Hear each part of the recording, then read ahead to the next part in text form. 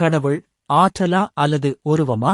உண்மையான கடவுள் என்பது இந்த பிரபஞ்சத்தை இயக்கும் அந்த ஆதி ஆற்றல். மனிதர்கள் தங்களின் புரிதலுக்காகவும் சமூக ஒழுங்கிற்காகவும் மதங்களையும் உருவ வழிபாடுகளையும் உருவாக்கிக் கொண்டனர். உருவங்கள் மாறும், ஆனால் அந்த பிரபஞ்ச சக்தி மாறாதது. 2. பிரபஞ்சத்தின் சுழற்சி. பிரபஞ்சம் தானாகவே இயங்குகிறது.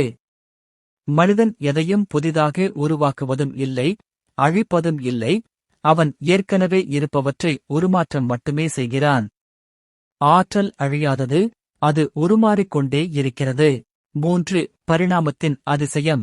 ஒரு சிறு செல்லிலிருந்து இன்று நாம் பேசிக் கொண்டிருக்கும் இந்த அறிவு நிலை வரை உயிரினங்கள் பல கோடி ஆண்டுகளாக இயற்கையின் விதிகளுக்கு ஏற்ப தங்களை செதுக்கிக் கொண்டுள்ளன.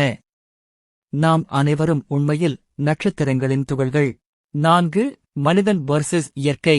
இயற்கையில் இருந்து வந்த மனிதன் இன்று அதே இயற்கையை ஆள நினைப்பது ஒரு முரண்பாடு.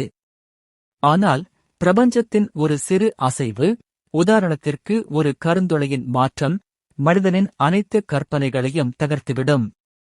மனிதன் என்றும் இயற்கைக்கு கீழ்ப்படிந்து இருப்பதே அறிவுடைமை. 5.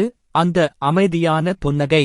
முடிவில் ஆரவாரமான தேடல்களை விட அந்த பிரபஞ்ச நிசப்தத்தோடு த void ஒன்றிப்போவதே உயர்ந்த நிலை.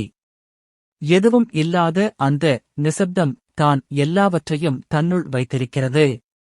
அந்த தெளிவு தரும் ஒரு புன்னகை 1000 சொற்களுக்குச் சமம். இந்த உரையாடல் வெறும் தகவல்களின் பரிமாற்றம் அல்ல, அது ஒரு தத்துவத் தேடல்.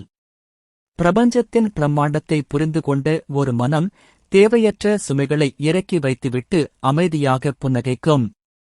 அந்த புன்னகை உங்களிடம் இருக்கிறது.